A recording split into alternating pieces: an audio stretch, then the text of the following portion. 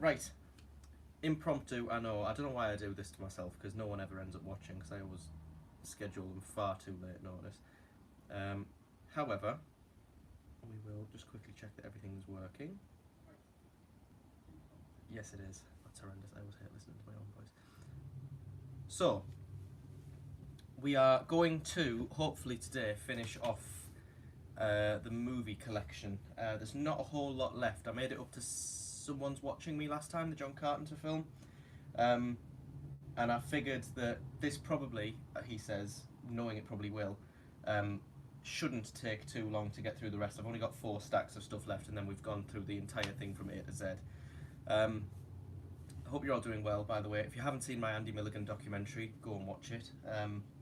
That's not a request, that's an order. Oh, and Vinegar Syndrome have just sent me a message, that's funny. Timing. Right. A few things to update that I've obtained since the previous live stream, and then as usual we're off again with the going through it alphabetically. The first thing to show off, I have technically shown off already, but I got the slipcover for it, so I'm showing it again. This is Roger Watkins' film Corruption, which is an adult movie. It's one of the very few hardcore films I own. But yeah, made in... Oh, I'll do myself a hole now. I feel like it's definitely... It's 80s, isn't it? Isn't it? Oh, 83. There you go. And this was bought for me by my friend Jack Holman, who helped me work on the Last House on Dead End Street video. And the reason he bought me this is because Last House on Dead End Street is on this disc as a special feature. And the room's gone bright blue. I must have the whiz bulb on a higher setting than I normally do. Yes, so like I say, I've already shown this off because I had that, and then they've just released this lovely slipcover for it. So yeah, I got that in, I think, the Valentine's Day event on the Vinegar Syndrome website. And I know slipcovers don't add to the experience in any way, but it was only a couple of dollars, and I thought, you know what, fuck it, it looks much nicer on the shelf now. So yeah, that is Corruption. And a few other things that I got at the same time as that one. I got Madman. I upgraded my Madman from Arrow to Vinegar Syndrome. This is the 4K ultra high definition remaster. I watched this recently, very happy with it. It looks fantastic. That artwork for one is fantastic. I'm equally glad that they kept that as the reversible artwork as well, because I feel like I told this story last time I showed it, but my dad had this on VHS, and he always kept his tapes in a cupboard in my bedroom, and that was always on top, and I always used to think, what on earth is that? Yeah, that used to scare the shit out of me, so I'm glad that we've still got the option to have that artwork. This slipcover, however, is equally pretty. Madman Mars on the front there, and you've got the axe in the block of wood on the back. As I said, it is 4K. Special features, there's not too much different from the Arrow release, apart from a new interview with Galen Ross, and she's quite an elusive figure as far as movie appearances and interviews and things go, so this was really nice to see. Obviously you've got your 4K disc there, and then you've got the standard Blu-ray just there. So yeah, looks and sounds great. I was talking to my friend Joel about this earlier. Everything that Vinegar Syndrome releases looks and sounds fantastic, so it feels a bit redundant to say, but yes, can confirm, looks wonderful. That is Madman. And then we've got a couple that aren't technically Vinegar Syndrome. They're American Genre Film Archive releases, which... Is it a company that's linked with Vinegar Syndrome? Because I bought them through their website. Initially I just bought a Vinegar Syndrome stack during the sale, but then I thought, oh, I wonder if there's anything I want from AGFA. So I looked on there and I got these two, and thankfully there's an option where you can add things to your previous order, so I didn't have to pay for shipping twice, which is lovely. The first thing to show off is Blood-Orama, Triple Frightmare. So this is, as I say, from the American Genre Film Archive, and these are 3 low-budget, scuzzy grindhouse horror movies. The films in it are Help Me I'm Possessed, The Night of the Strangler, and Carnival of Blood. I really like this, for one, because it includes vintage cinema adverts, so you can watch each film individually, or there's an option to play all, and it plays them interspersed with these adverts, so it's like a 4.5-hour thing where you can watch them all back to back. Now, as far as the films go, I mean, they're not going to blow you away, but they were exactly what I expected them to be for the most part, which is great. Just really sort of grungy, uniquely twisted, quite grim stories. Help Me, I'm Possessed is the first film, and that is... I've just noticed that my glass of water is starting to freeze because I put too much ice in it. Help Me, I'm Possessed is the story of a man who owns like an institution out in the middle of nowhere, and there's all these bizarre murders and things happening. That was by far my favourite film on this set. It was followed by The Night of the Strangler, which it felt quite different. I said it feels a little bit out of place on this box set because that one feels more like a TV thriller, as it doesn't feel too grindhousey to me, that one. Nevertheless, still very good. It's a little bit more focused on sort of police procedural activities while these murders are going on. Stars Mickey Dolenz as well, of the Monkees, which, I mean, I'd seen him in the film Head from 1968 before, and he's a really good, I mean, he's a great drummer and a great singer, but yeah, he's a good actor as well. Plays a good role in this, although it's quite strange to see him playing in something so serious, because obviously he was quite a wacky sort of character when he was in the Monkees, and here he is in a racially charged, you know, sort of thriller drama with N-words and swearing flying about everywhere. But that was good. And then the last film was Carnival of Blood, which was directed by Leonard Kirtman. It was his first movie. I think he went on to do a lot of porn, but he was inspired to make Carnival of Blood after meeting with Herschel Gordon-Lewis on the set of Wizard of Gore. So it's kind of that, in that vein. It's quite schlocky, it's a little bit grim, and it was my least favourite from the set. It was very overlong. It was, well, I say overlong, it wasn't like 2 hours or anything like that, it was just too long for the story. I think it only runs about 90 minutes, but it became very repetitive. You could tell they were working with Sodom, which, I mean, fair play to them for even trying to make a film on Sodom, but yeah, aside from the set pieces in Carnival of Blood, there isn't really much to recommend.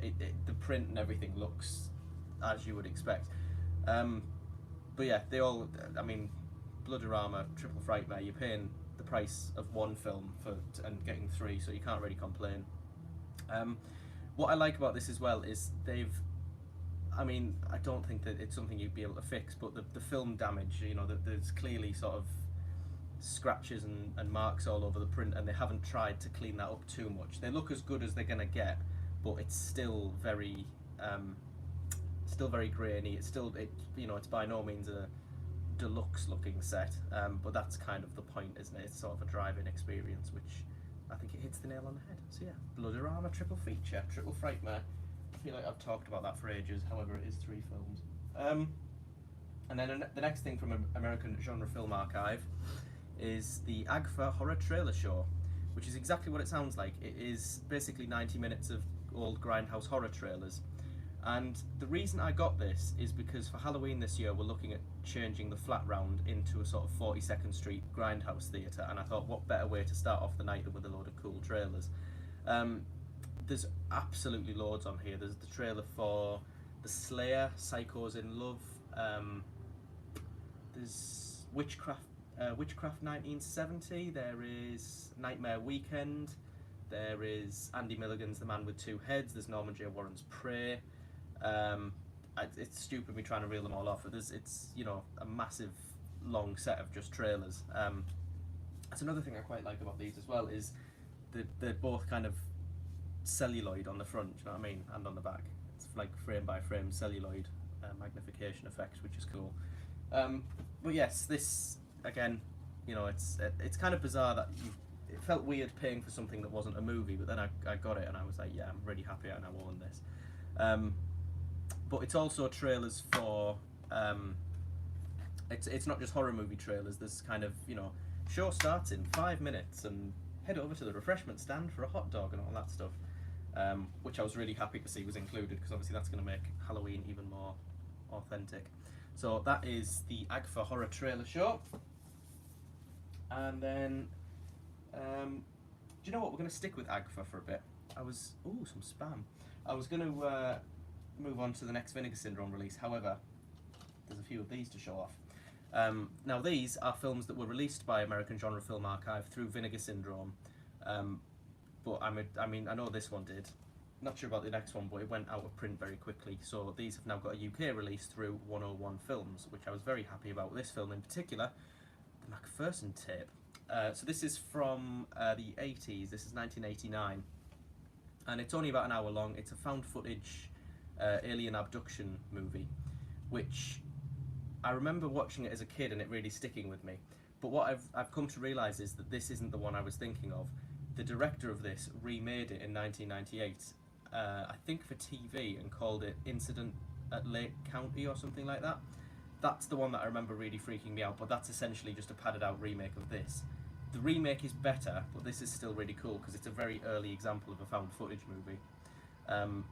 And it's exactly what you'd expect. I think it's a Thanksgiving meal or a birthday, and people are sort of, a family are gathered in this isolated house, and you know the power goes out and they go out to investigate, and there's a spaceship. Yeah, I mean it's not remarkable, but it's quite effective for what it's trying to do. That's the alternative poster in there. And yeah, I mean I'm really happy to own this. I think the artwork, especially that artwork there, looks fantastic. And I need to get hold of the remake at some point. I don't even know if that's got a Blu-ray release. I doubt it. But I'd love to see it get one, because that is a film I'd really like to see again. I haven't seen that for about 15 years. But it really freaked me out as a kid. I think my dad had recorded it off the TV. So that is the McPherson tape. And then also from the American Genre Film Archive 101 Films collaboration, we've got Jungle Trap and Run Coyote Run. So the reason for getting this, because this is a shot on video 90s horror film, which it really isn't my ballpark much at all.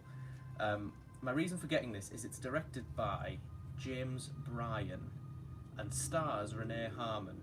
Now, fans of the Video Nasties will know those names because James Bryan directed Don't Go in the Woods Alone. Renee Harmon directed and starred in... Did she direct it? She definitely starred in Frozen Scream, which is a really bizarre little movie. Really captured my imagination when I first... It was one of the first instances of me getting into sort of so bad it's good cinema. Because before running through the Video Nasties, I kind of liked horror films to be quite serious, you know, relatively straight-faced for the most part. But I saw Frozen Scream, I was like, what on earth is this? And I remember I just really, it was awful, but I enjoyed it. And I looked into Renee Harmon a bit more, and she went on to teach acting, can you believe it? And she was in a load of sort of schlocky action movies and things, and this is one of her later efforts. And James Bryan, who directed it, made a lot of similar movies. I think The Exterminator Part 2 and Lady Street Fighter, Cinderella 2000, that was an Al Adamson film that Renee Harmon was in. Jungle Trap is about some people who head out to a hotel in the jungle, but it's like haunted. I don't fucking know. There's, yeah, proper, so stupid but so much fun. Jungle Trap, that is. It has a great soundtrack. I think it was originally shot in, what does it say? It was shot in 1990. It was unedited, unscored and unseen by human eyes for over 2 decades until the Bleeding Skull team meticulously edited the movie under Bryan's guidance and recorded a soundtrack utilising vintage synthesizers. The highlight of this film is the soundtrack. It's so good. Obviously it was made in, well, it must have been about 2016. They actually released the film properly. But it sounds so sort of deep, bassy, late 80s synthesizer, it's unreal. It's a really bad film, but it's such fun. Like, you know, they take it so seriously, and I have so much respect for them, but it's exactly what you think it's going to be. Shot on video, a lot of fun. The same can't unfortunately be said for the other movie in this set, Run Coyote Run, which is not a horror film, it's like an action movie, which I watched straight after this. And although it's got some funny moments in it, I really found myself drifting through it. It's not a good movie, Run Coyote Run. However, Jungle Trap comes highly recommended from me, so that's that one. The last thing from Vinegar Syndrome that I got in their Valentine's Day event, apart from something which we'll see later on, is this box set, which I've been wanting ever since it was announced. This is Camille Keaton in Italy. Camille Keaton was the star of I Spit on Your Grave, and apparently she did some European films beforehand, hence this box set. Now, I've only seen one of the movies in this, and I've literally just finished watching it now. I'm working my way through it, so I'll watch another one of these tonight. But yeah, just collects 3 of her movies made in Italy. As usual, Vinegar Syndrome, artwork is just absolutely wonderful and bright and colourful and sparkly. The films inside the set are Madeleine, Tragic Ceremony and Sex of the Witch.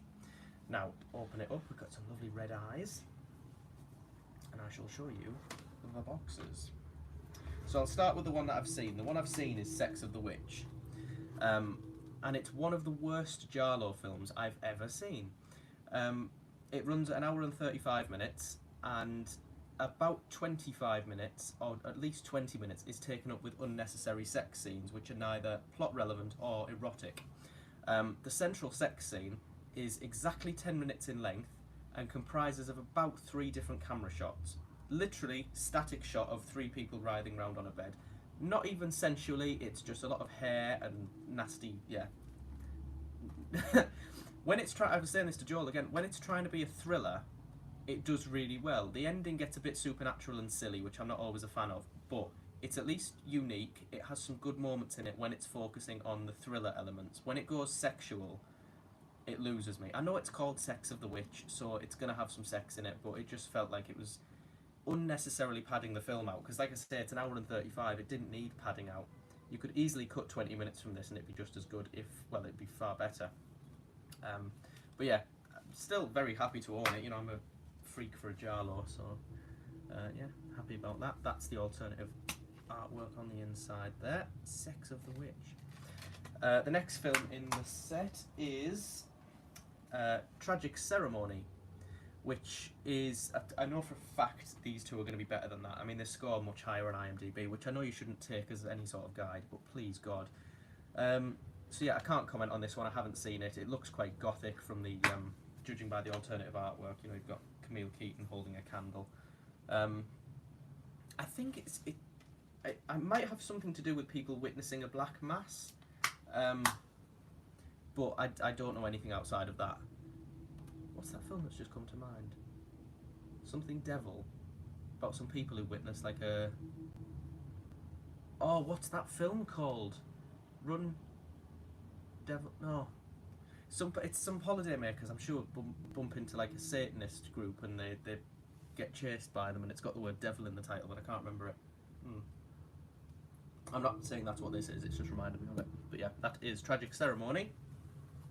And then the last film, the one I'm probably most excited to see, is Madeleine, which is, it says, Madeleine has just endured a traumatizing miscarriage.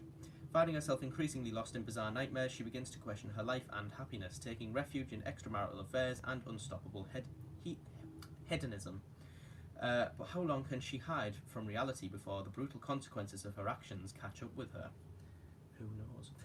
But yeah, this is marked down as like a horror fantasy kind of thing, so I'm quite intrigued by this one.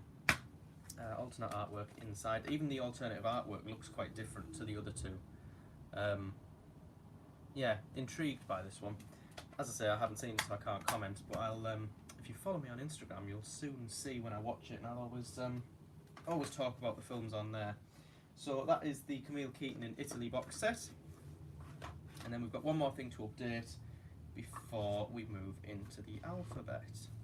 I love the artwork on this one. And the last thing to update is something I was really excited to get. I think there's 2 kind of editions of this. The first one I showed in my last update video, and I kind of said it's fine, but I'd rather have the other one. I've now got the other one,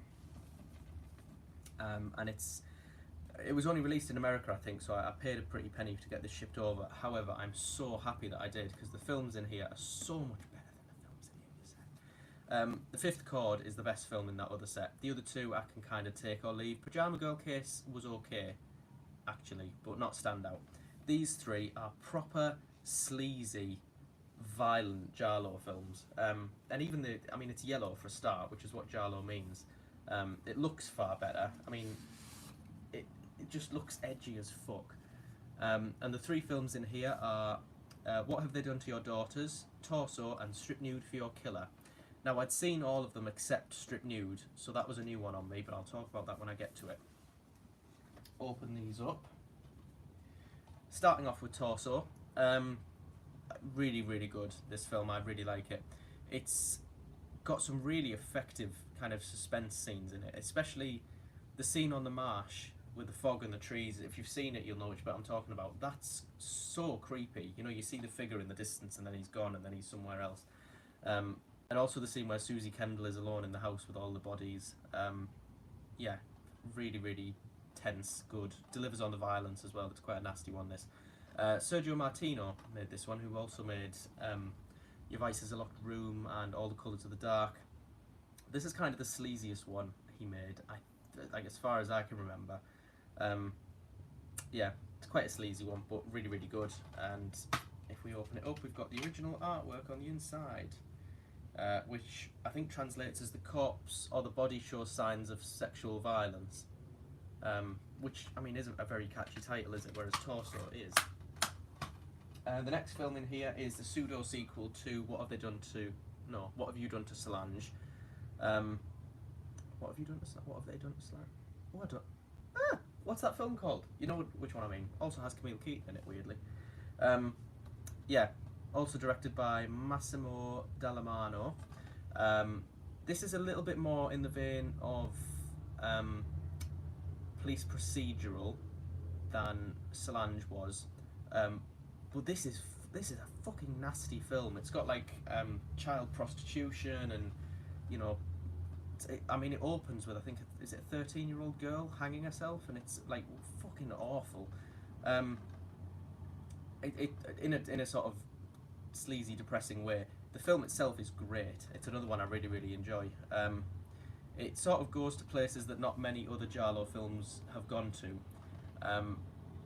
and even Solange was quite dark, but this goes there. It has what's his name? Farley Granger. Roger. Also has Farley Granger in it, who was a Hitchcock star. He was in Strangers on a Train and Rope, etc. Also in The Prowler, I think, Rosemary's Killer. Yeah, he only plays a small part, but it's another really interesting thing about this movie. I think Massimo Dallamano also did another film after that, but I haven't seen it. Rings of Fear, I think is the title. And then the last one, Stripped Nude for Your Killer, Andrea Bianchi, notoriously twisted little man. I don't know if he was little.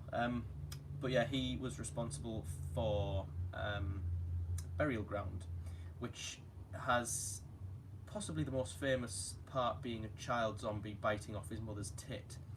And I was thinking that was a one-off, but no, incest and everything plays a big role in this as well. He quite liked to insert bizarre things into his movies like that.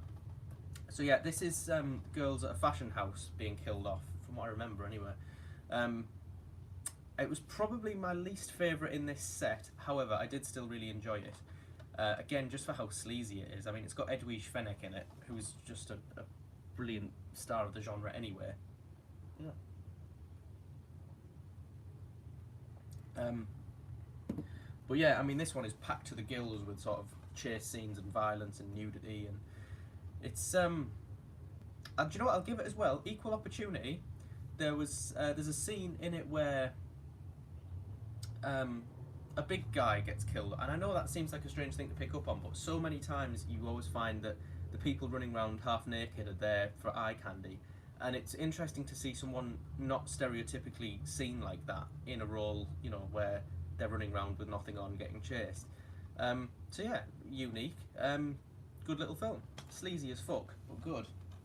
Oh god, where have I put the others? So yeah, really, really happy to own this set. It's far better than the red one that the UK got, so I will give Arrow that. That's the only thing, is I know it's films they've released before, but it's just nice to have them all together.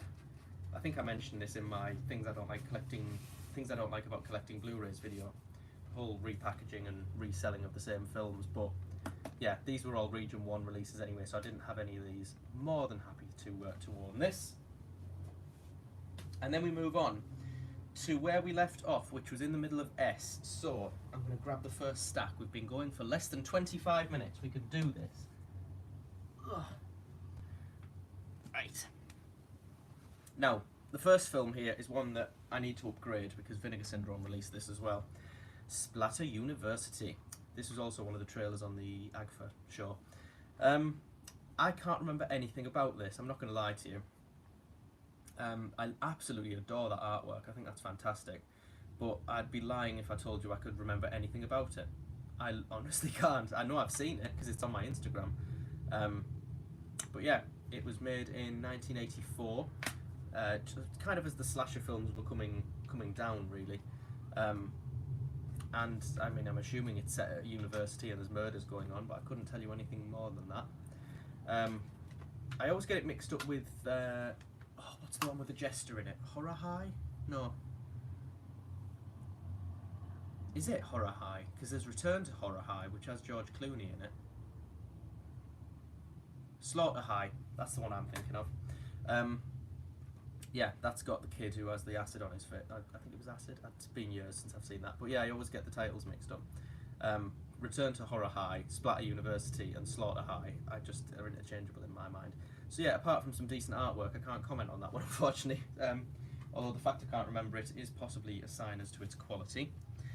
Next up we have Split, which I don't need to talk much about because A, this release isn't particularly interesting, truth be told, and B, everyone has seen Split, everyone knows what it's about. McAvoy. I used to get told I look like James McAvoy. Oh, I don't like it, hang on. Hang on, I can do this. So, not that. No, that's too strange. Yeah, Split. Next up we've got Video Nasty. This is 88 Films' release of SS Experiment Camp. It's got a fantastic line about testicles in it, but other than that, fairly unremarkable. There aren't many, if any, Nazi films that I really fully appreciate, because it's not my genre at all. I just bought this because it was on the Video Nasties list. It does, however, have some wonderful alternative artwork, which I believe was the VHS cover, with the upside-down crucified woman. But, yeah, basically just boobies and torture and boobies and sadism and Nazis and guns. That's my summary of SS Experiment Camp. Not a very good film. Although there are worse. I thought Love Camp 7 was worse than this. I thought Gestapo's Last Orgy was worse than this from what I remember. Although that's kind of had a bit of a resurgence. People seem to not mind Gestapo's Last Orgy now, apparently. Yeah, and that's got a release from 88 Films as well, so I'd be intrigued. I would actually like to sit down and watch these again. Beast in Heat as well, this is better than, I think. I should probably sit down and watch the Nazi films. I haven't seen Ilsa, so I might start with Ilsa and then just watch a few of the other ones after it. Not very nice films by any means. Kind of feel like the same about the cannibal genre, where I can put up with it, but I'd rather not. And then we've got another Sergio Martino film. This is from Severin. This is The Strange Vice of Mrs. Ward, which goes down in history as being the only Giallo that I've watched with my dad and him guess it right. He got the killer right, which is impeccable. I always say, whenever I watch a Giallo, I never try and guess who the killer is. I just sort of let it pan out. But no, my dad likes to have a good guess, and he got this one right. And it's one of it's a very highly respected Giallo. It's not one of my personal favourites. It's again got Edwige Fenwick in it. I think George Hilton's in this one, and yeah, I think the title for Your Vice is a Locked Room and Only I Have the Key came from this film, because I'm sure our heroine picks a note up and that's what it says. But yeah, I did have the Shameless release, however, thank fuck I got rid of it, because this is the Severin release. It looks better, it's got a CD soundtrack with it as well, plus your art card. And the soundtrack is wonderful, as a lot of Giallos always did, you know, they sounded absolutely fantastic. So, Strange Vice of Mrs. Ward from Severin Films. And then also from Severin Films we have, I mean, one of the worst films I've ever seen, Suicide Cult, also known as The Astrologer. This was on the Section 3 Video Nasties list and was directed by the man who went on to direct The Exterminator, James Glickenhaus, I think. This is a film that I've watched twice and I don't understand it, I don't get it, it's a lot of dialogue, there's very little going on in it. I mean, I was interested, but I wasn't invested, if that makes sense. You know, I didn't want to turn it off, but I was just sat there thinking, I literally have no idea what's going on. It's something to do with the Virgin Mary. I vaguely remember them mentioning the Virgin Mary, and there's this evil man who lives in Asia. about it. The Astrologer. If you want this film, I have it for sale on eBay because it got delivered twice. And I certainly don't need 2 copies of it. I scarcely need 1. So yeah, interested, let me know. I'm also selling my Arrow edition of Madman as well. Next we've got a film that needs no introduction at all. This is Suspiria by Dario Argento. Now this was gifted to me by James Lorben. I think this was a birthday present from a few years ago. This is the Cult Films release of Suspiria. And it's Suspiria, it's a great film. Fantastic Goblin soundtrack, obviously Jessica Harper playing the lead role. And yeah, fantastic. I think this is in 4K, is it 4K? This 4K 40th anniversary edition has reinstated the crucially distinct colour palette for the first time in accordance with Argento's original Technicolor dye transfer specifications. So, in case you were worried. So yeah, we've got a 4K disc and then just a standard Blu-ray disc. Looks and sounds absolutely fantastic to me. Yeah, I'm not going to talk about Suspiria because we all know about Suspiria. It's great. Then we've got an Amicus double bill. What the fuck is that? Oh, I genuinely thought one of Aaron's films had got mixed in my mind there. I didn't recognise it. Yes, this is from the Final Cut Entertainment, the double bill Amicus anthology film. The double bill of anthology films from Amicus, Tales from the Crypt and Vault of Horror. Tales from the Crypt is my favourite anthology film ever released. I think it's perfect. I think all 5 stories are genuinely really unsettling. It goes a little bit stupid at the end, but I don't care. They stick with me. I mean, there's not one of the stories in Tales from the Crypt that didn't creep me the fuck out when I was young and I saw it. The Joan Collins one, the All Through the House Christmas story is fantastic. You've got the Ian Hendry, is that his name? The story about the car crash. You've got Peter Cushing plays a fantastic role as what's he called? He's the old man who lives on that street anyway.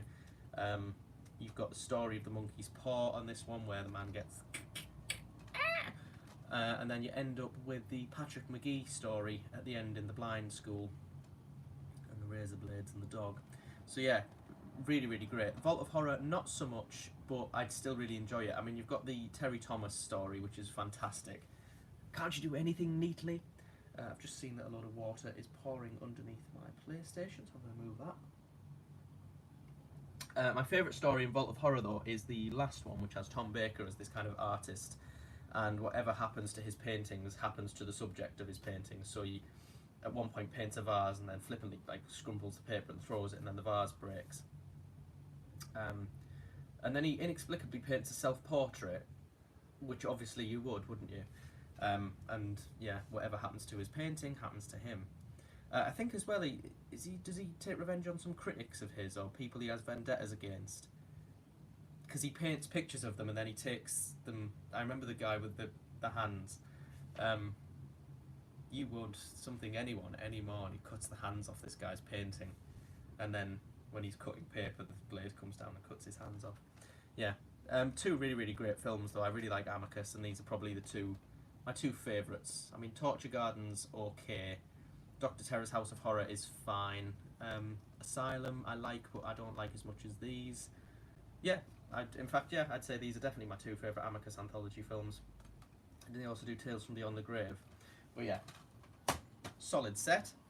Next up is a Christmas present from my father. This is Arrow's release of A Tale of Two Sisters. Now is this North Korean or is this Japanese?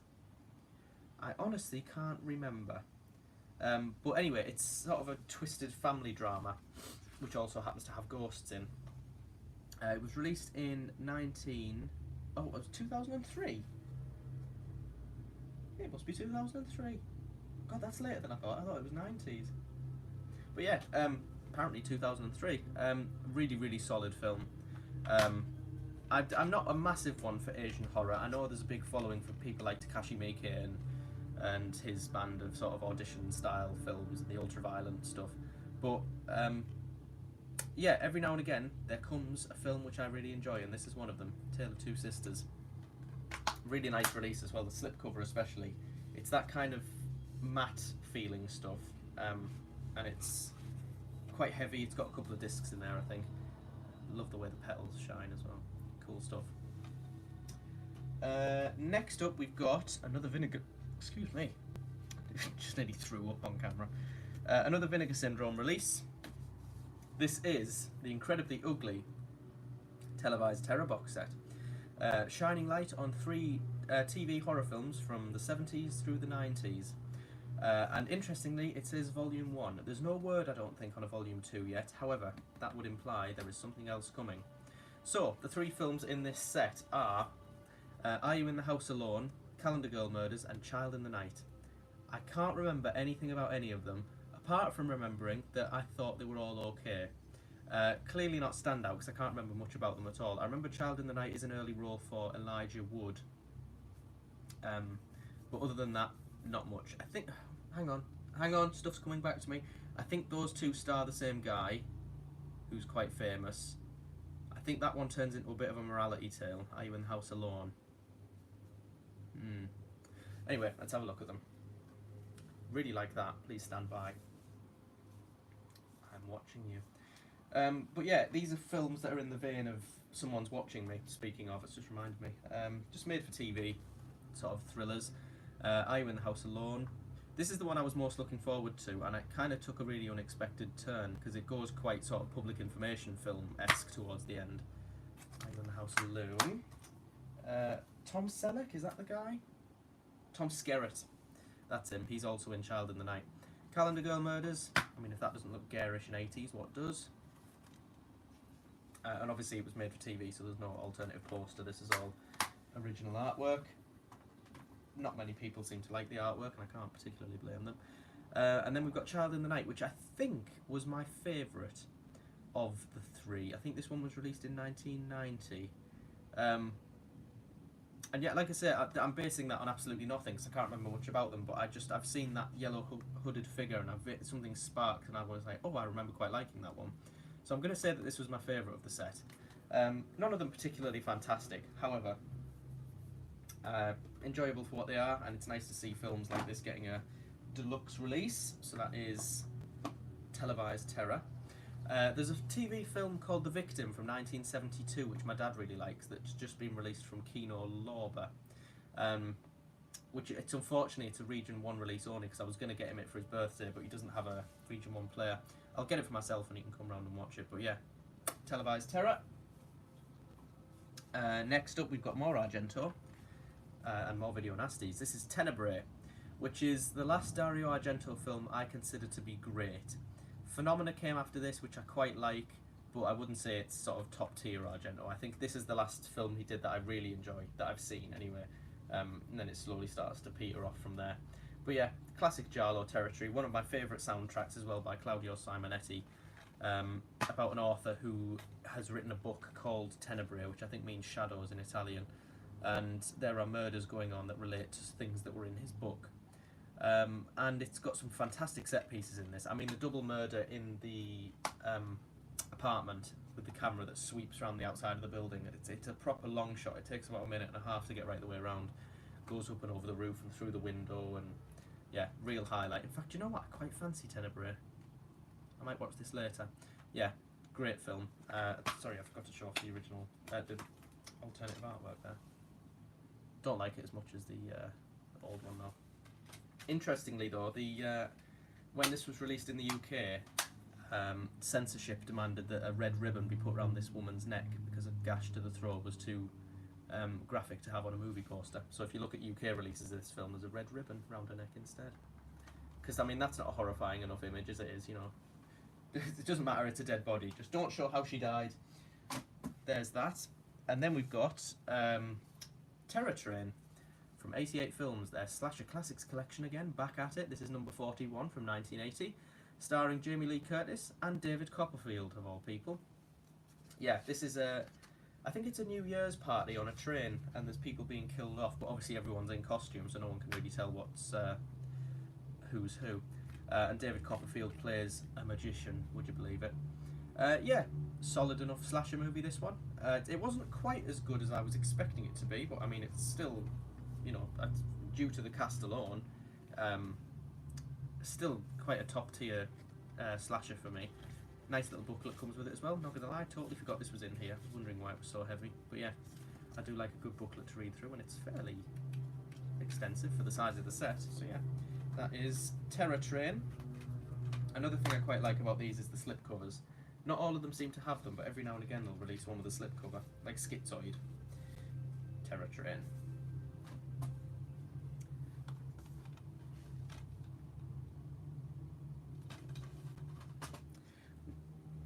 Need I say anything? Texas Chainsaw Massacre. I've watched this countless times now. It never fails to affect me. Do I talk about the not the remake, the 2022 Texas Chainsaw? I might do. This is one of the... Sally, as a final girl, goes through fucking hell in this film, and when she gets away on that van at the end, my palms are sweating. I'm genuinely relieved every single time, even though I know she's going to get away. She just goes through so much. You feel so sorry for her, and you know everything else in between is just an absolute masterclass in suspense and horror. Because as it's been said, it's not a violent, well, it is a violent film, but it's not a gory film by any means. The BBFC head of the BBFC, James Furman, famously described this as an uncuttable film, because as much as he hated everything about it, he couldn't cut anything out of it because there was nothing objectionable that was shown. It was all just suggested. You never see a chainsaw going into anybody. One person is killed with a chainsaw. You never really see it. You see a little bit of blood splatter and that's it. Meat hooks go into people. You never see it. And it's all sound, and it's all, you know, cutting at the right time and cutting away, and yeah, very, very clever movie, very gritty, and famously distributed by Bryanston, who I believe was run by the Mafia. So yeah, there is that. The 2022 version, I didn't like it,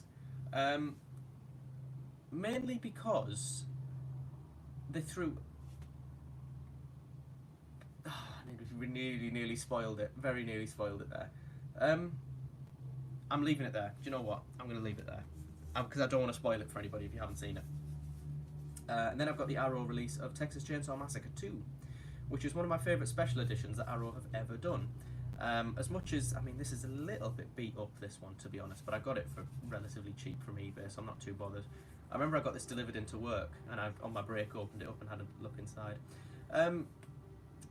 Have you got King Kong 76? I have not got King Kong 76, no. I haven't got any of the King Kong films. Texas Chainsaw 2 is a very different film to Texas Chainsaw 1 because people were pestering Tobe Hooper to make a sequel. He really didn't want to do it. And then he basically did what Uli Lamel did with Bogeyman 2, where he went, you know what, I'll make it on my terms. So he's gone and made a horror comedy, it's one of the most absurdly funny films. I mean, you've got Dennis Hopper, you've got Leatherface, you've got Bill Moseley with his metal plate in his head. It's got as well one of the best jump scares. Do you know what? It makes me smile every time I think of it, because I remember sitting watching it in the house by myself, and this fucking jump scare made me lose my breath, and I had to pause the film and like recuperate. So good. I remember I sent it into the works chat. I was like, just shat myself. But yeah, Texas Chainsaw 2, it's a very different film. I wouldn't blame anyone for not liking it. I'm not a massive fan of it, but every now and again I just think, you know what, fuck it, let's have a bit of fun. And the lovely thing about this is very extensive. So you open it up. For a start, you've got Texas Chainsaw Massacre. Another one I don't have, weirdly, Jaws. So we've got, let's get this right, we open up this one, and we've got the film, Texas Chainsaw 2. We open up this one, and we've got some early films of Tobe Hooper's. So there is, oh shit, the title's aren't in there. Is Eggshells one of them? Hang on. Bear with me. Texas Chainsaw 2, Hooper's early works. 2 of his films, The Heisters, and Eggshells. Yeah, I haven't seen those, but really intrigued to check them out at some point. Obviously, you've got them on 2 separate discs. And then you've got one of the most interesting books within one of these sets I've ever read. Legitimately really, really insightful and long as well, as you can see. I mean, it's nearly 100 pages. In fact, I think it is 100 pages. Well, it's pretty much exactly 100 pages long. Talks about and not just Texas Chainsaw 2. It talks about the original. It talks about Tobe Hooper's early life. It talks about the films that he made that are also in this set. Yeah, really, really great. I remember specifically sitting here where I'm sat now and reading this, cover to cover, because I was just really, really invested. So yes, there's that. Let's get all these back in. The only thing is, with this being quite an early Arrow limited edition, this is kind of cardboard rather than well, the cardboard now, aren't they? It's not as sturdy, let's just say, as some of the newer releases. Oh, and also, hang on. I think one of the parts inside is coming away because you've got to put them in a certain order, otherwise they don't all fit in properly, as you can see. But yeah, great release of this film.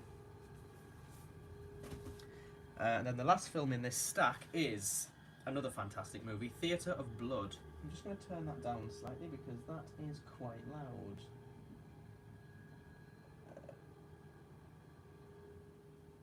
There we go. Theatre of Blood, British horror. One of the best casts of any horror film ever. It's just like a who's who of British actors. It's brilliant. I mean, I know Vincent Price isn't British, but he was an Anglophile anyway. So you've got Vincent Price in the starring role. You've got Diana Rigg. You've got Robert Morley. You've got Arthur Lowe. You've got Michael Hordern. You've got Eric Sykes. You've got Jack Hawkins. You've got Coral Brown, Harry Andrews, Ian Hendry. It's just endless, and this always reminds me of Dr. Phibes because it's that similar kind of twisted horror comedy kind of story. So Vincent Price plays a Shakespearean actor who's always getting shit on by these critics, and he thinks, you know what, I'm going to kill you all off in Shakespearean ways, and that's exactly what he does. And it's just an absolute delight from start to finish. It's scary where it needs to be, it's funny where it needs to be, and yeah, I think this was both Price's and Rigg's favourite film they ever starred in. And you can't blame them because it's absolutely wonderful. So this is the Arrow release of Theatre of Blood. Right, the next stack. Crank E. O'Reilly. There we go. Sticking with The Thing. Yes, this is the recent 4K release from Studio Canal, in the same vein as The Fog and Escape from New York and other films like that they've done. The Thing I enjoy when I watch it, but I would never call it one of my favourites, which is controversial because a lot of people, including my friend Jack, really, really love The Thing. I always preferred The Fog. I know that's again because everyone seems to think The Fog is boring, but I just think The Fog is a perfect horror story. And this is pretty fucking close. So yeah, alien infiltrates a base in Antarctica. It's a being that can perfectly replicate anything it comes into contact with. No one trusts each other. Who's an alien, who's not? Holy fuck, aren't the special effects good? Yes, they are. A lot of people only seem to think this is a showcase of special effects, but it's not. It's genuinely very suspenseful as well, and you've got Ennio Morricone doing the soundtrack, which I think won a Razzie for the worst soundtrack. But it's very good, it's very atmospheric. So we open it up. We've got, as you can already see, a lovely booklet, which is very glossy. You see how shiny that is? Then again, we open this out. We've got a poster.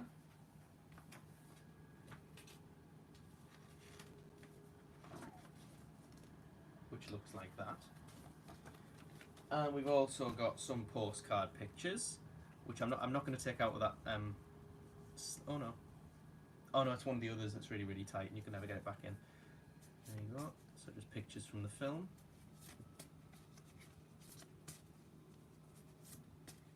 They feel so deluxe, these sets. It's great. So yeah, and then here we go. See if I can get this back on without swearing.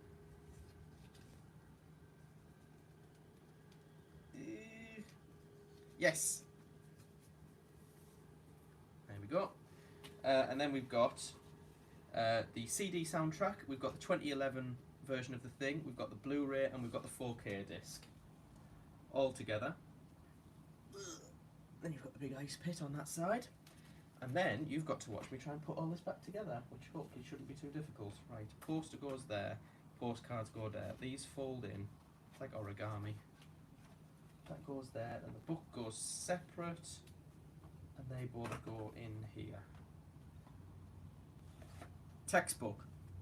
Textbook. That is the thing. From another world.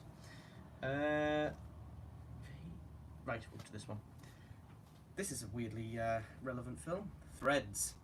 How do I even start to talk about Threads? So this was a film that was in the same vein as a thing called The War Game, which was made for the BBC in 1965 about the effects of nuclear war.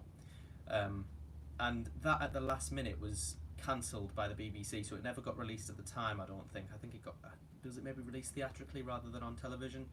Fast forward a couple of decades, the film the day after comes out, and then that was 83, I think, and then 84 comes, and the BBC go, you know what, let's do it.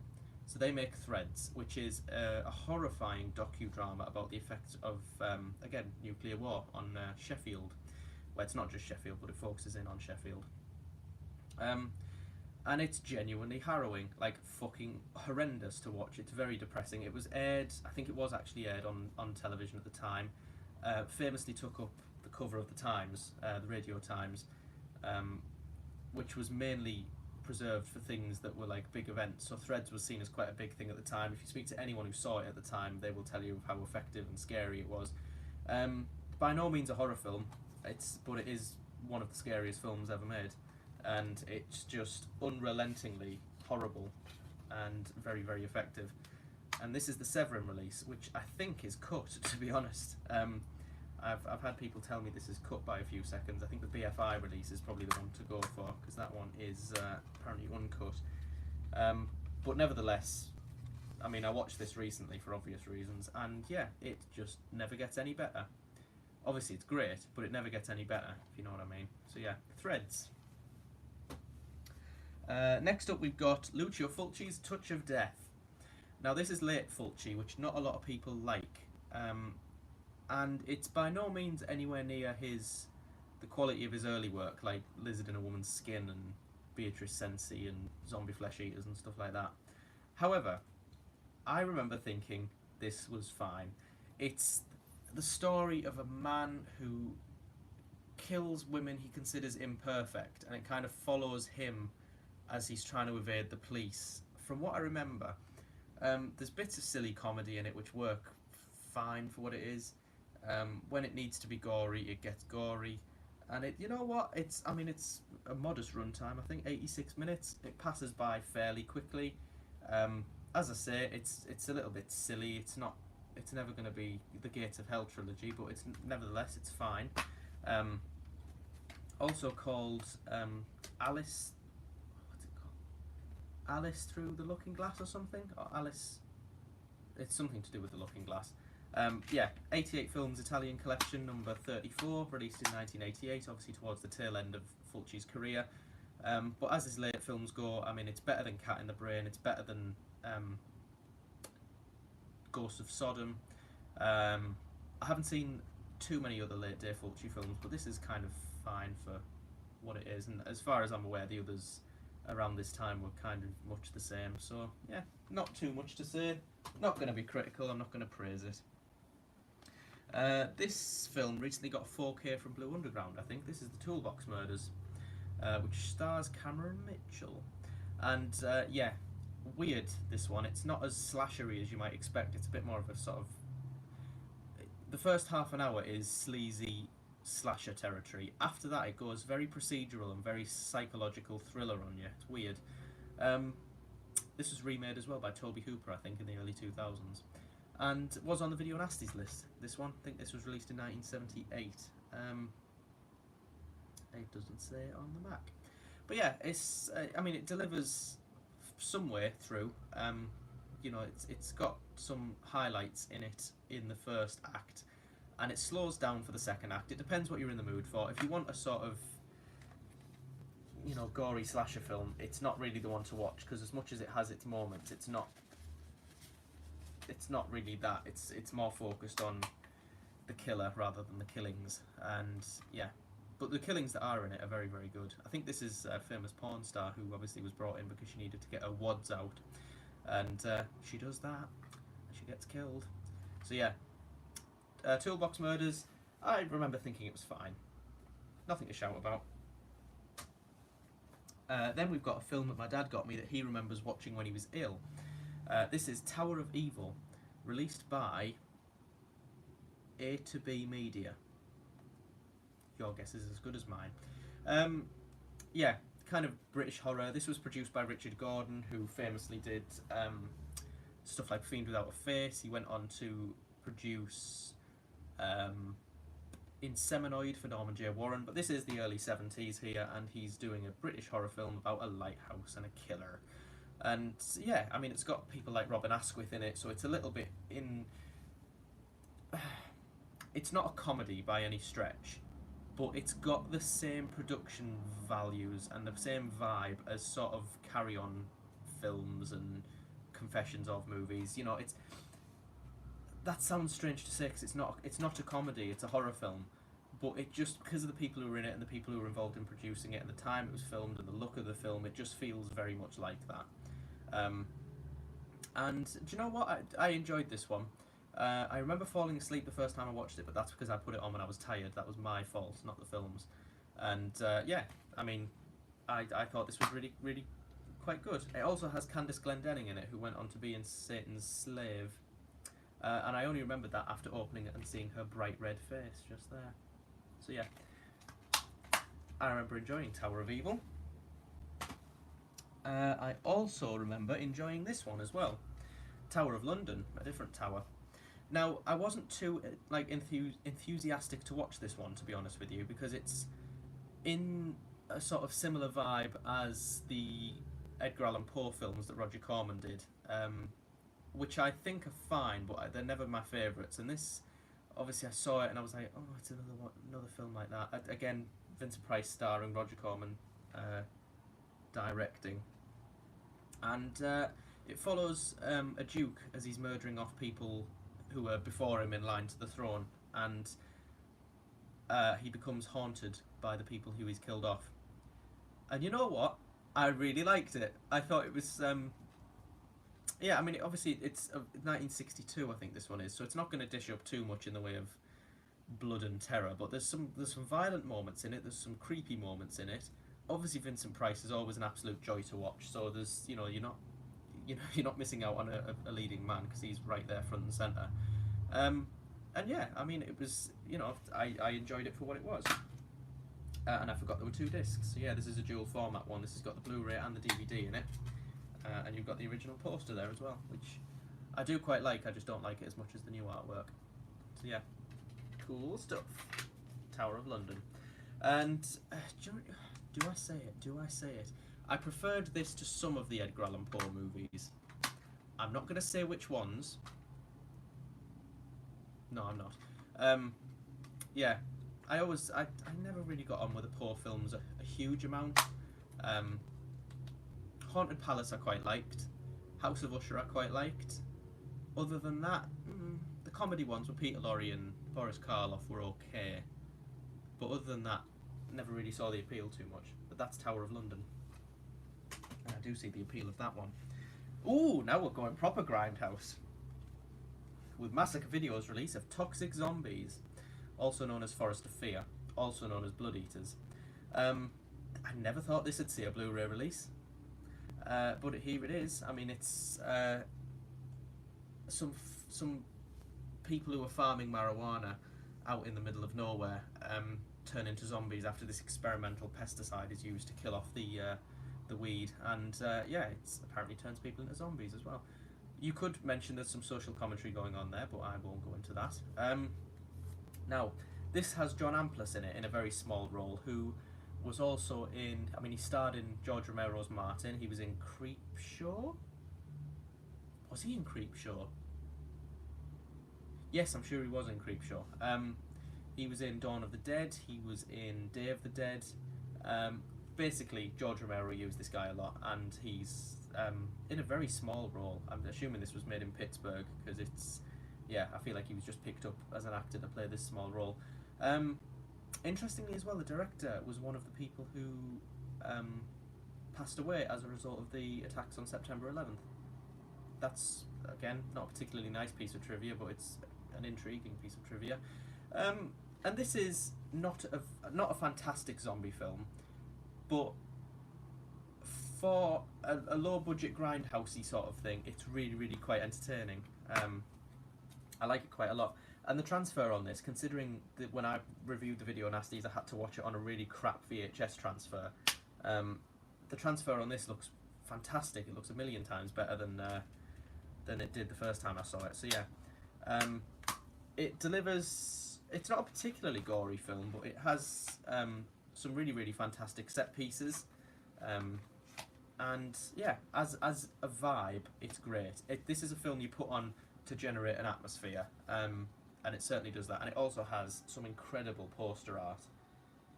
It's a shame that the movie doesn't live up to it, apart from obviously the atmosphere and the odd moment. However, that poster art is brilliant, and I'd love to own a one sheet of that if one exists, because it's cool. And this is a film I really don't like. This is Trapped Alive, also starring Cameron Mitchell of what else was he in? He was in Blood and Black Lace. He was in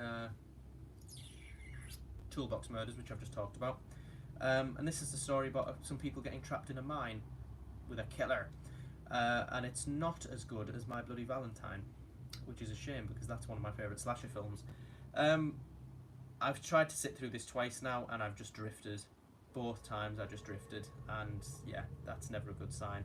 Additionally, I mean, it's again, it's cool to own, you know, it's a nice sort of exploitation movie, but I mean, if you look at that original artwork, it kind of gives you an idea of the sort of quality you're dealing with, because it looks like it was drawn by a child with crayons. Probably the same crayons that we used to write the script. Way-hey! But yeah, not a good film, really. I can't even comment and say, oh, it has some standout moments, because my brain is really trying to think of some standout moments. I'm pulling a blank. So yeah, Trapped Alive. Thankfully I got that when it was on sale, so I didn't pay too much for it. And this is the last thing I got while the Valentine's Day deal was on from the Vinegar Syndrome website. This is Dario Argento's Trauma, which interestingly is one of the Dario Argento movies I'm yet to see. But yeah, I think it concerns a girl with an eating disorder whose parents die or something. And it's, you know, I think this was his first American produced giallo, or at least his first American produced thriller anyway. And I can't comment on it other than that I haven't seen it, but it's, as I say, I'm happy to own it, because I mean, Vinegar Syndrome, the stuff they release is always it always looks and sounds fantastic, as I've said, so I'm sure that's going to be an asset to this film, especially the fact it was directed by Argento, which is always, well, for the most part, going to look great. So yeah, excited to watch that one. After I finish with the Camille Keaton set, this is where I'm heading next, because it looks really, really interesting. Apparently it's not up to standard as far as sort of Tenebre and Deep Red and that are concerned, Bird of the Crystal Plumage, but yeah, I've heard that he's done a lot worse than this, so excited to watch that one. Then we've got George Romero and Dario Argento, Two Evil Eyes. Now this is an anthology film, but it's only got 2 stories in it. So the first is directed by George Romero, and it is, what the hell is the story? Is it not going to tell us, is it? The Facts in the Case of M. Valdemar, which is the story about dying during a hypnotic trance, so you don't really die. And I remember Adrian Barbeau was in it, and it was fine, it had some good moments in it. And then the second one is directed by Dario Argento, and it is a rendition of The Black Cat, which stars Harvey Keitel. Everyone seems to prefer The Black Cat. I kind of preferred the first story, to be honest. It was a little bit more conventional, but I vibed with it a little bit more. I don't know why. So yeah, really interesting to see these two work together. Obviously they collaborated slightly with Dawn of the Dead, but Argento was nothing more than a kind of contractual person on that film. He didn't really work on it too much other than the European cut, which he edited. But yeah, they both direct in this, and yeah, as far as the tellings of those 2 stories go, it's up there. It's decent, it's fine. Two Evil Eyes, Italian collection, 43, 1990. I always feel the need to tell you that.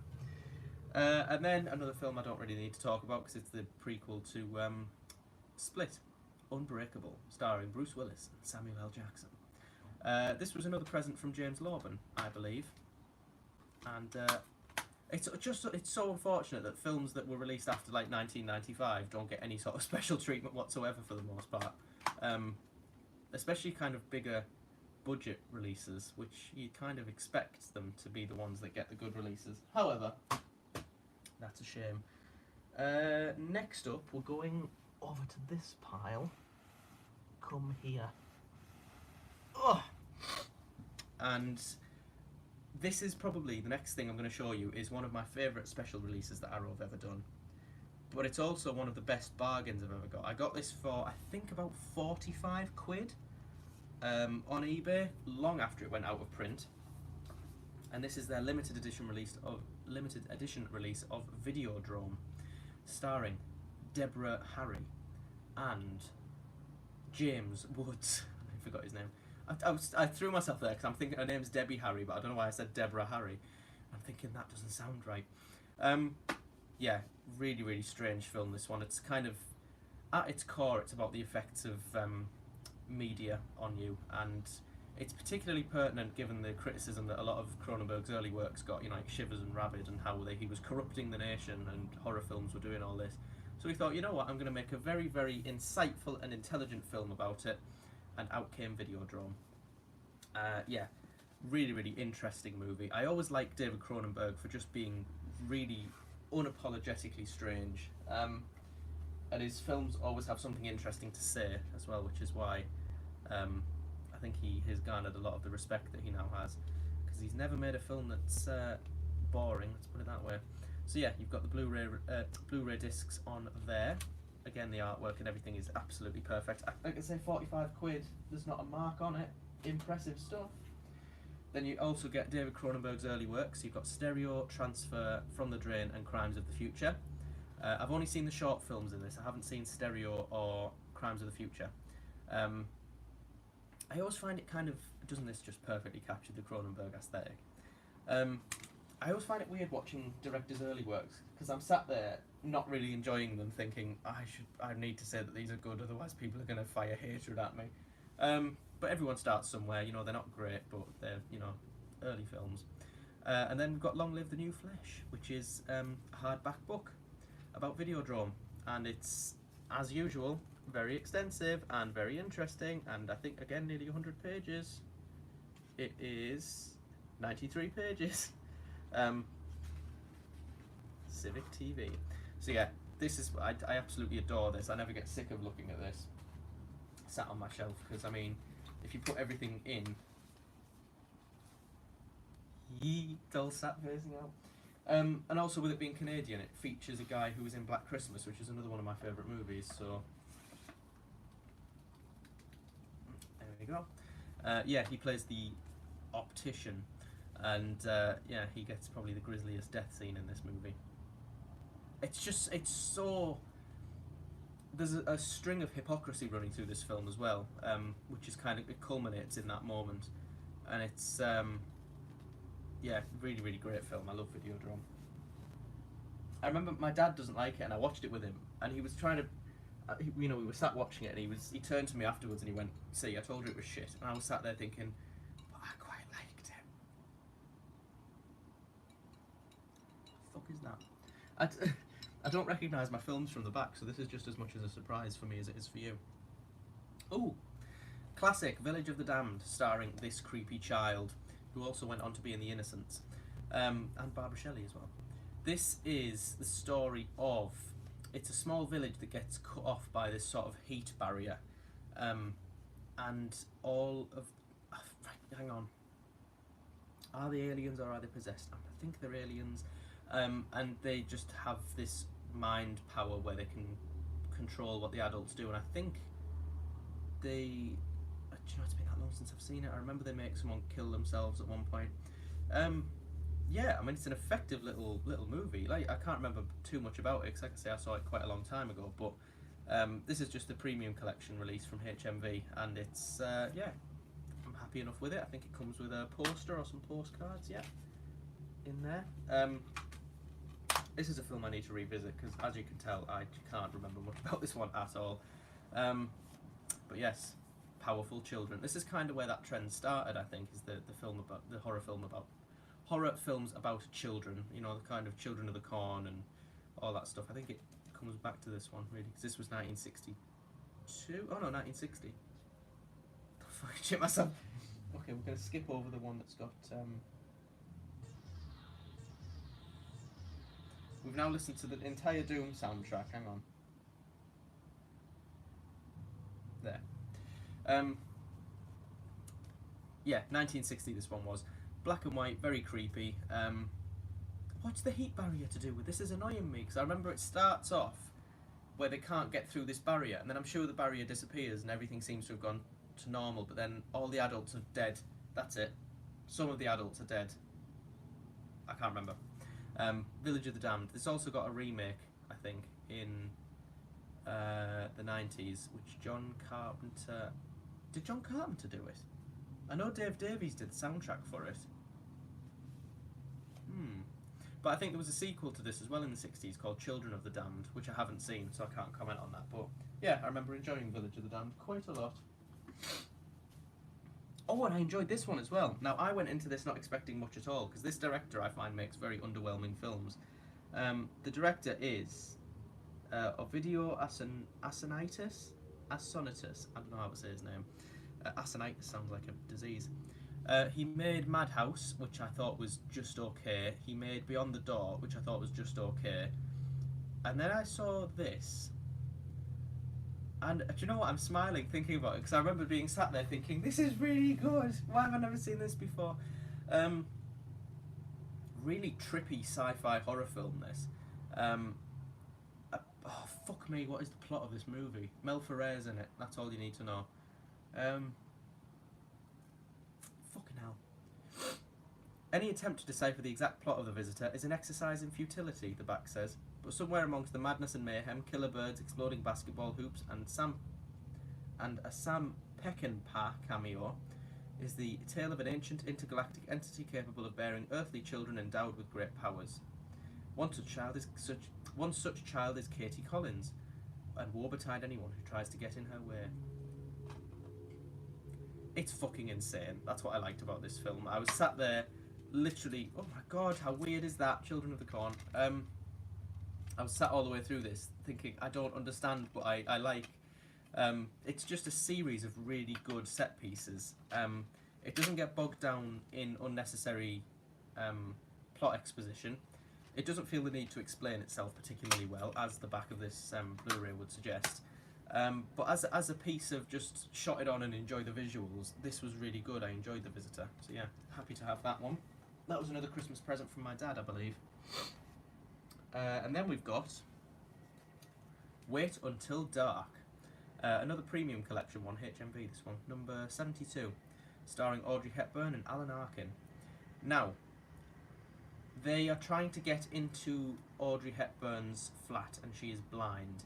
And it's to do with something that got picked up at an airport. I'm sure it is. There's like a teddy bear full of cocaine or something, or heroin. And she's picked it up by mistake, and they're trying to get into her flat. And anyway, it's not a horror film. It's much more a thriller than it is a horror film. It's got a fantastic jump scare in it, mind you. And yeah, you really feel for Audrey Hepburn's character in this, because she's so sweet anyway. Just even as an actress and as a person, she's so sweet. And she plays this helpless lady who, you know, kind of relies on others to help her get through. And then you have these awful fucking people trying to get into her flat and scaring the life out of her. And it's, yeah, really, really effective little film, this, Wait Until Dark. And again, I think you've got a poster and some postcards with it, which is cool. Wait Until Dark. Oi. And then we've got one of my friend Jack's favourite movies. This is another film he gifted me. This is Wake in Fright, which is a kind of Ozploitation movie. What the fuck is the plot of this? Who knows? It's a teacher who gets sidetracked into this strange town and is unable to leave. The locals are absolute fucking psychopaths. There's a really effective yet horrendous kangaroo hunting sequence. it's just a twisted little story. It's a film like the Texas Chainsaw Massacre that just emanates heat. It makes you properly sweat, and it's deeply uncomfortable to watch. And it's, I mean, what year was this? I want to say 60 something, 1971. Donald Pleasance is in this as well, and it's just absolute psychosis on film. As I say, it's one of my friend Jack's favourite films, which speaks volumes about his personality. But this is one of the few Eureka titles that I own. This is the number 88 in the Masters of Cinema collection. So that's Wake in Fright. And then we've got... oh, this is one that I haven't seen in a very long time. This is Watch Me When I Kill, which I remember enjoying but can't remember too much about it. I feel like I say that about every single film that I'm touching on here. But my dad got me this as a present, and we watched it together. I vaguely remember it's got something to do with Nazis, but plot-wise I genuinely can't remember much, if anything, about it at all, other than obviously sitting and thinking it was quite good. 1977 this was, Italian collection number 38. And then you've got the original title in Italian on the flip side in there. Cool stuff. We're getting towards the end. And we've been going just over an hour. This is good. We're going to get it done. We're going to get it done. Oh, here we go. What have you done to Solange? That was the title, not what have they done to Solange. Touched on this earlier. This is Massimo Dallamano again. Starring Christine Galbo of Living Dead at Manchester Morgue fame, and Camille Keaton of I Spit on Your Grave fame. Yeah, it's schoolgirls in this one, I'm sure, isn't it, getting murdered, and it's all to do with this girl who no one really knows much about called Solange, and you slowly find out about what happened to her, and it's genuinely quite horrific. I mean, Dallamano had a talent of making really quite upsetting films, and this is a good example of that. It's one of my... I wouldn't say it's one of my favourite gialli, but it's a good one. It's definitely up there with the best in terms of what the genre has to offer. And, why is it not shutting? There we go. Lovely release as well from Arrow, this one. I adore that artwork, and it's got a fantastic soundtrack on it. I mention that because I'm sure that's the album cover. It's that weird sort of Bohemian Rhapsody head thing going on. Yeah, really, really happy to have this one, because it's, like I said, it's one of the best gialli out there. Not a personal favourite, but very good. Ooh, and another one I really like. Second Sight, When a Stranger Calls. I was so happy to see this film get a release like this, because it's so undervalued. I think loads of people are like, oh, well, the start and the end's good, and the middle's shit. No, the middle isn't shit. The middle goes all policey on you, and it's weird. But yeah, the opening 15 minutes of this film are genuinely horrifying. The end of this film is genuinely unsettling, and the middle of this film is out of place, but nevertheless very enjoyable still. So you've got Carol Kane in this one, and it's kind of the traditional, the calls are coming from inside the house, Babysitter Nightmare. It was based on a 1970s, I'm going to say, short film by the same director called The Sitter, which was made as a sort of intermittent thing to show in cinemas between features, and I think he used the revenue off of The Sitter to make this. And it also it doesn't star, but it's got, who plays Kurt Duncan? Tony Beckley, who's a British actor. He was in Assault, he was in Doctor Who, he was also in Get Carter, the Michael Caine film. And yeah, this was the last film he made before he died, because he was quite ill, I think, when he made this. But what a way to go out. I mean, it's a fantastic movie. And it's, again, this release, as usual with Second Sight, is just wonderful. So you've got a massive poster, which is double-sided. So you've got the original artwork on one side, and you've got the new artwork on the other. You've also got a lovely book. It's not particularly long, this one. It is 40 pages. Nevertheless, talks about the film and its sequel. And then in here, When a Stranger Calls, we have the film and its sequel. Yes, the sequel is on there, When a Stranger Calls Back. And then we have the CD soundtrack, which is a blessing, because the music in this film is one of the reasons it's so effective, because the music is so atmospheric and eerie. discordant music. It was Dana Kaproff, I think, did the music to this one, and it just works so well. It complements the film absolutely perfectly. You know, those deep bassy piano notes, and light occasional tinkling. Yeah, really, really good stuff. So that's When a Stranger Calls. Next up we've got, do you know this, I feel bad about talking about this film, because this is a film that everyone loves that I just couldn't really get into. Oh, I'm going to show it. It's Mario Bava's The Whip and the Body. Everyone loves it, and I was like, I need to watch this again. You know, it's weird, isn't it, that everyone likes a film, so you think if you don't like it, you just need to watch it again. Again, I don't think I didn't like it. I think I was just a bit tired at the time, but it's beautifully shot. Cinematography-wise, this is absolutely stunning. Where's the music gone?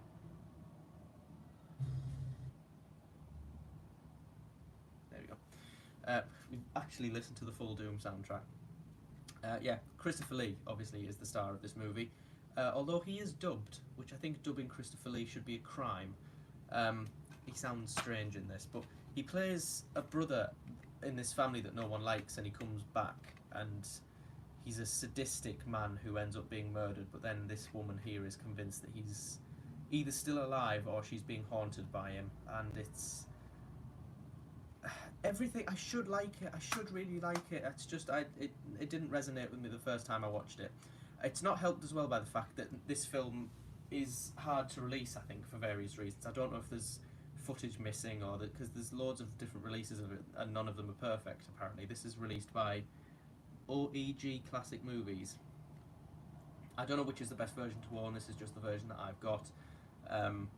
So I don't know if maybe that's why, but yeah, that's The Whip and the Body. I mean, it's a classic giallo, very gothic.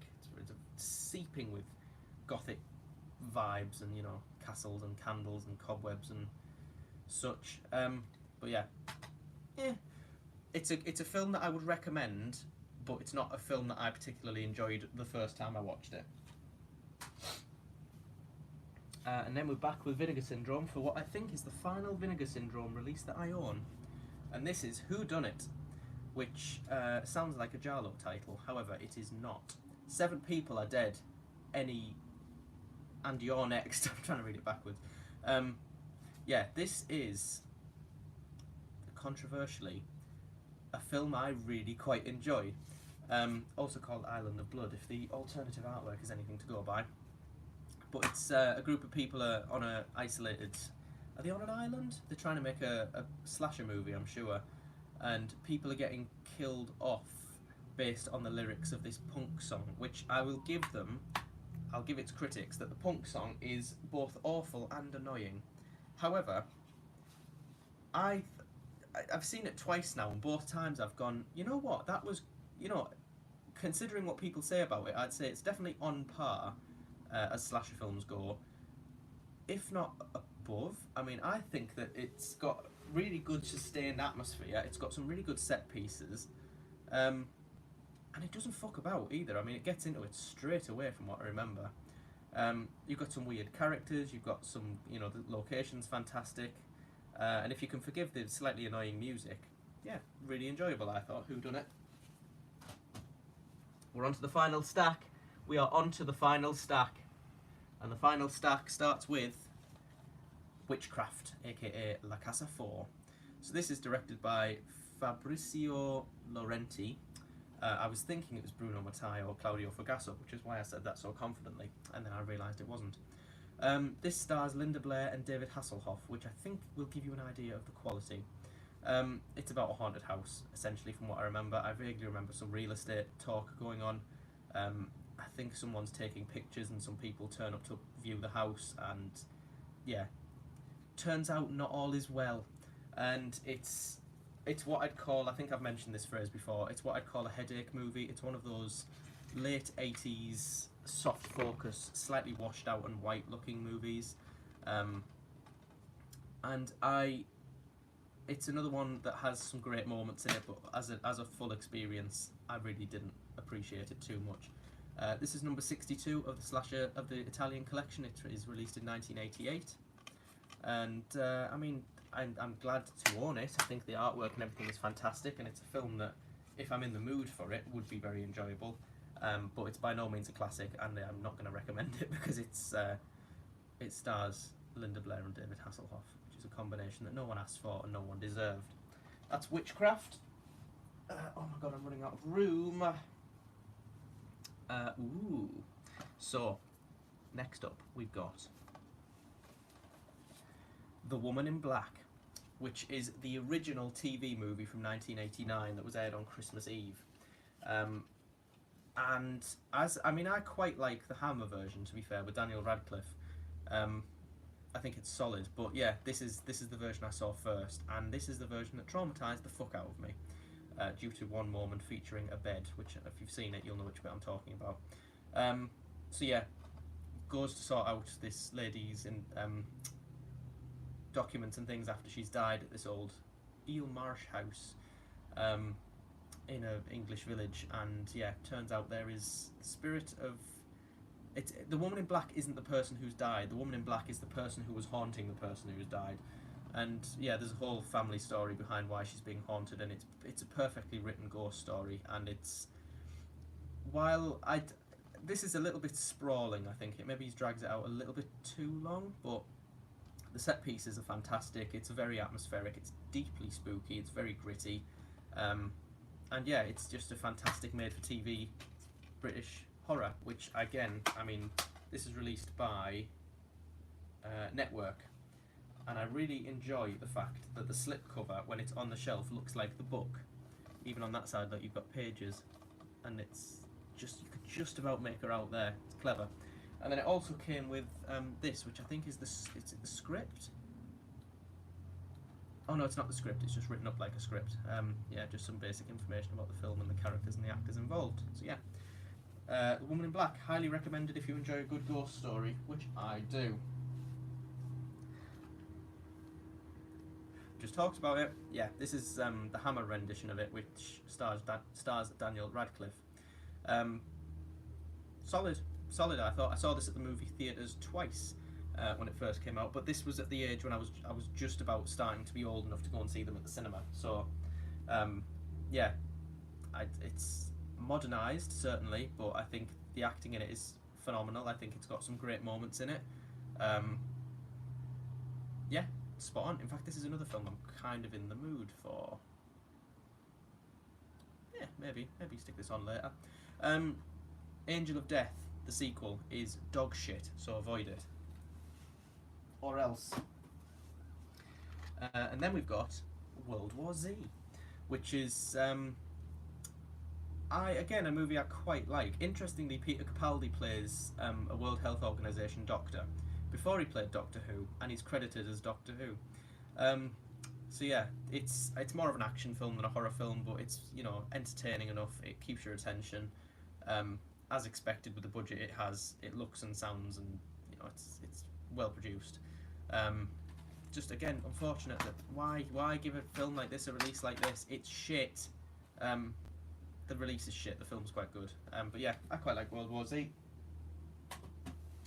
And then we're moving on to, oh my god, X. We're into X. Now this is a film that Vinegar Syndrome have just announced. So I'll be upgrading at some point because I much prefer Vinegar Syndrome to 88 films as a rule. But it's, I think, is it a double feature with this and Schizoid? I think this is X-Ray, also known as Hospital Massacre, and it stars Barbie Benton, who I think was a porn actress, and there's a story about why there's a killer in this hospital, but it's basically just a killer in a hospital. Creepy moments in it. I was actually quite shocked. I was expecting it to be crap, but it's slightly above average crap. I thought. I love that artwork. A hospital is just a great place to set a horror film, I think. Halloween 2 did it very well. And this wasn't... When was Halloween 2 released? Because this is 81, so it won't have been long after Halloween 2, or it might have even been before. I can't remember when Halloween 2 came out. But yeah, slasher film set in a hospital. It's fine for what it is. It's not up there with the best, but it's not down there with the worst either, in my humble opinion. And then next up we've got the second sight release of Harry Bromley Davenport's Extra, Slightly above average crap. That, I mean, most of what I own is slightly above average crap. So yeah, I'd take that as a compliment. If you know what I mean by slightly above average crap, then I've done my job. This, however, is slightly above average crap. This is Extra by Harry Bromley Davenport, which is a British alien kind of movie. And do you know what? As films go, this is one that creeped me out a little bit because it's just so strange.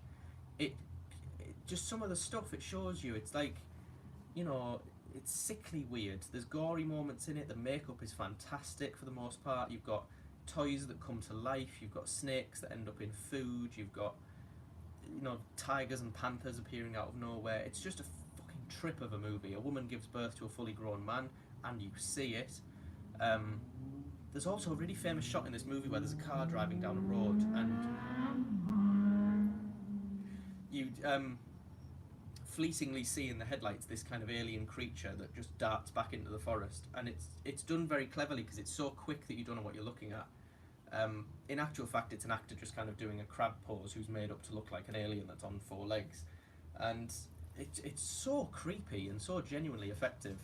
So yeah, in here you've got a booklet, as you will get with a lot of special edition releases, and again it's fairly extensive. And then you also get the film and the CD soundtrack, which I'm glad about because the soundtrack to this is really, really good. It's sort of Inseminoid-esque. It's very synth heavy, it's very sci-fi, and it's very good. And I think, if I remember rightly, when I reviewed this for my Section 3 Nasties list, I remember saying that it sort of made me feel a bit sick. And I watched it again not too long ago, and yeah, it's sort of just queasy. That's a word I'd use to describe Extra. Queasy. I haven't seen any of the sequels, but I'm aware that many of them don't get as much praise as the original, which isn't too much of a stretch of the imagination. Hello?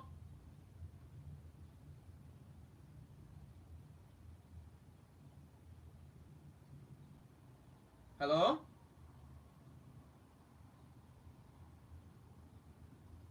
Bear with me.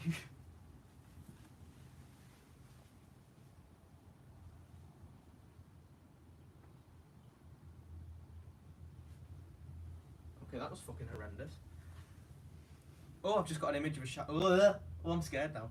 What the fuck was that? I just heard a noise in the flat. That sounded like someone was in the flat with me. Oh, imagine if I'm talking and then the shadow just goes across that door. Oh, I'm spooked out now. Right, moving on. We're on to the final letter. If someone kills me before I fucking get through this, I will not be happy. Zombie Creeping Flesh, also known as Hell of the Living Dead, also known as Virus, also released as Zombie 4, I think, in some places. This features a guy who was in Sex of the Witch, the Camille Keaton film that I've just watched.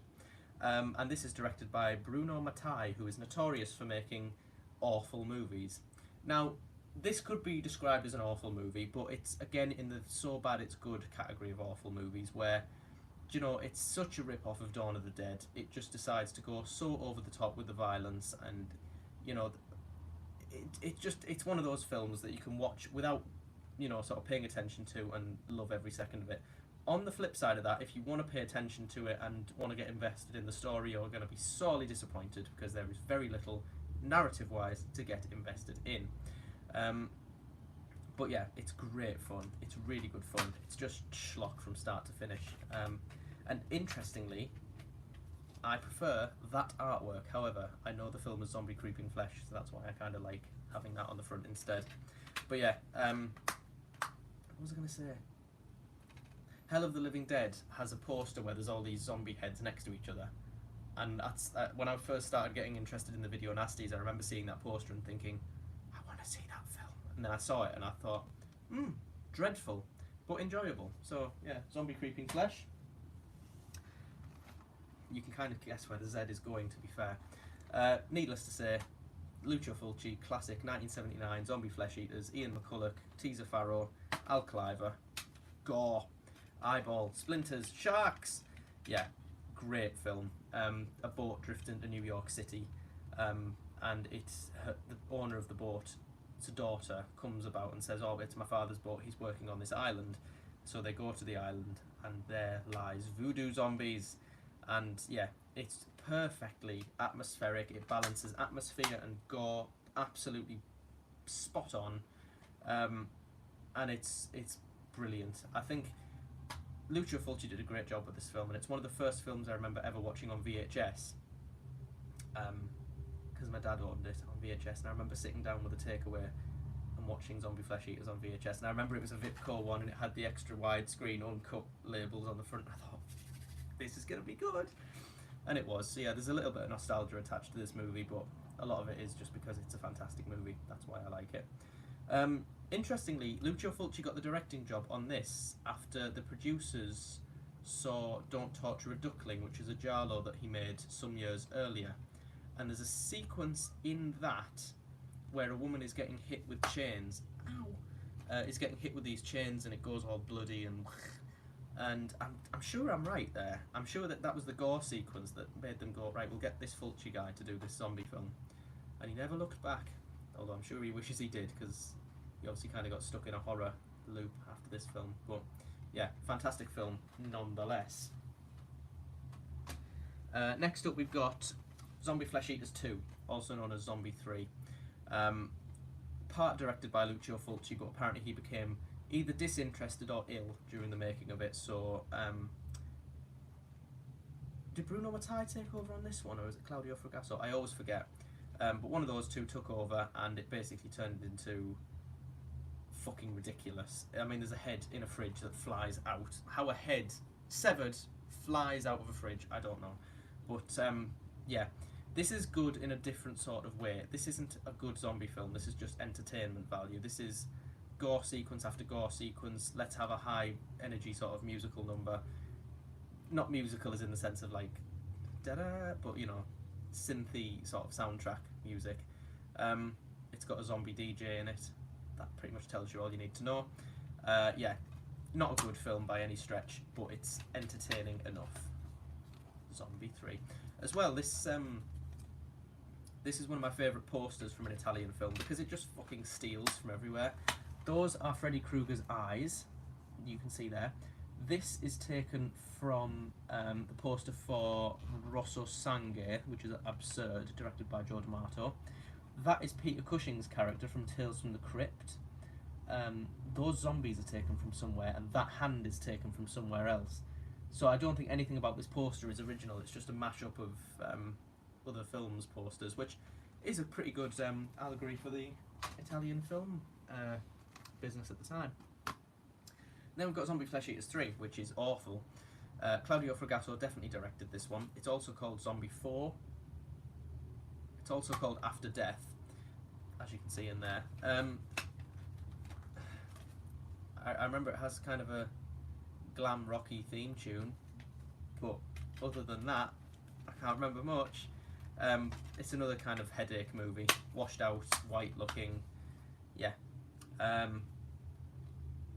A lot of people, again, would say that Zombie Flesh Eaters 3 and Zombie Flesh Eaters 2 are similar in tone, but I think even from Flesh Eaters 2, this is a step down. Yeah, really not good, but part of the Italian film collection as well, I forgot to mention. This is number 47, and the previous was number 9. I was kind of expecting them to be released together, but never mind. So yeah, this was 88, this was 89. And then we've got Zombie Holocaust, which is a movie I really like. This is another one in the so bad it's good category.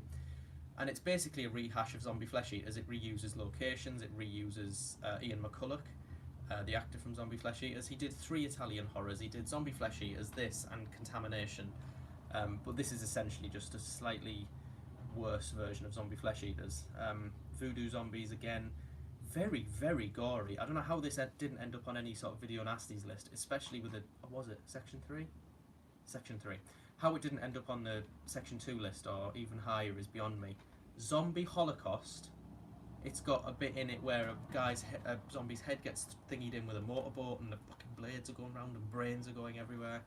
A woman's vocal cords get ripped out, she gets a scalp sawed off, there's disembowelings, there's fucking all sorts going on in this film. But no, this is just a Section 3 film. It shows what they fucking knew. Love this artwork. don't like that artwork. But yeah, if you haven't seen Zombie Holocaust and you can appreciate So Bad It's Good cinema, then get yourself on it, because this is a hell of a ride. And that's the last of the letters. Now we're on to numbers, and we've got 4 more things to go. Can you believe it? 10 Rillington Place. Richard Attenborough, Judy Geeson, John Hurt. Fucking spectacular movie. So this is about John Christie, who famously was killing women at his address, which was 10 Rillington Place. This was filmed at Rillington Place. I don't think it was in the house that the things took place in, but the street was ready for demolition, but they held off until this film was made. This was directed by Richard Fleischer, I think his name is, and it was at least part produced by a guy whose name escapes me. Don't go over there. Come here. What's his name? Terry Marcel, that's him. Who went on to contact Norman J. Warren to do the film Prey. So yeah, a bit of a step down in quality. I mean, if you're talking about, in terms of production value and things, but nevertheless, both good movies. Yeah, this is just an absolute masterclass in filmmaking. It's really good, especially. I'm not going to say David Attenborough. I'm not going to say Richard Attenborough's performance, although that is fantastic. I'm going to say John Hurt's performance in this is absolutely spellbinding. He's absolutely brilliant in this, and it's heart-wrenching and horrible and ugly and just horrendous, and it's brilliant. This is from Indicator, and it is the dual edition release, the limited edition, sorry, so it's got the DVD and the Blu-ray in it. And yeah, it's not a fun movie by any stretch, but it's a very, very good movie, and one that I would recommend to anyone who's interested in sort of biopics and things like that, because it's fairly accurate from what I understand as to the events that took place. I think even as part of the courtroom dialogue is taken from the real trial, which makes it just all the more chilling. But yeah, 10 Rillington Place. And then the last couple of movies we've got to show off. I've got 2 box sets after this, but the last couple of movies, we've got 28 Days Later and 28 Weeks Later. Needless to say, I love them both. Days Later especially is fantastic. Danny Boyle, obviously, early 2000s. Infected, so gritty, so nasty, just oozes hatred. It's a brilliant film. And then 28 Weeks Later isn't far behind as far as I'm concerned. I think it's a really, really good film. There's the first film, and there's the second film. These deserve a better release than this. Please God, someone get on it. And I know it was shot on handheld, so it's never going to look quality, but it was never made to look quality. You know, if Jungle Trap, for fuck's sake, can get a nice release, then 28 Days Later can. Yeah, not much to say. I'm much more of a classic horror fan than modern horror, but as modern horrors go, 28 Days Later is just brilliant. Performance-wise, directing-wise, action-wise, brilliant. So yeah, good stuff. And then the last couple of things to show off. I collect movies, obviously, but I've got a couple of TV box sets, which I'll talk about them both together because they're both the same thing. Twin Peaks, my favourite TV show of all time. So in this box set we have the entire first and second series, which is 29 episodes, I believe, plus Fire Walk with Me, the film directed by David Lynch, and then we have the Missing Pieces as well, which is like a feature-length missing scenes, essentially, from Fire Walk with Me. For anyone who hasn't seen Twin Peaks, it's very hard to describe. It's kind of every sort of genre. It starts off with who murdered this girl, and it gets so obscure and out there and bizarre and twisted and funny and dramatic, and it just is the weirdest thing I've ever seen. Yet I absolutely adore it. Yes, even season 2, everyone seems to hate season 2, but I really, really enjoy it. Fire Walk with Me is just artistic as fuck. It's heart-wrenching, it's horrible, it's beautiful, it's... Yeah, I mean, I just love how David Lynch doesn't feel the need to explain himself. He just... You know, you just have to have faith in David Lynch that he's showing you things for a reason, and it always pays off. But Fire Walk with Me, I think, was made off the back of people just treating Laura Palmer as the dead girl, and he felt that she needed to have more than that. So yeah, Fire Walk with Me is her film. And then 25 years later, we got Twin Peaks: The Return, which is a totally different beast. A totally different beast to the original series. It's art house. It's just a big, fucking lengthy experiment, basically. But I enjoyed it. I much prefer the original series over the Return. But the Return has some brilliant moments in it. The fuck is that? I don't know. Why is that disc a different colour? Oh, special features. So yeah, there's 7 discs of this series, and it's just David Lynch being given complete creative control and it completely paying off. The whole series, I mean, and it's I think it speaks volumes that no other TV series has had me compelled to buy the Blu-rays, and yet here we are with a really uniquely packaged Twin Peaks: The Return and Twin Peaks: The Original Series. I know there's an A to Z box set which looks more impressive than these two, but together they're a perfect set. So yeah, really happy to own these. We're done. And that's it. That is my entire movie collection. It only took 6 fucking videos and like 8 hours of well, it'd be more than that, about 12 hours I think. 12 hours, Jesus Christ.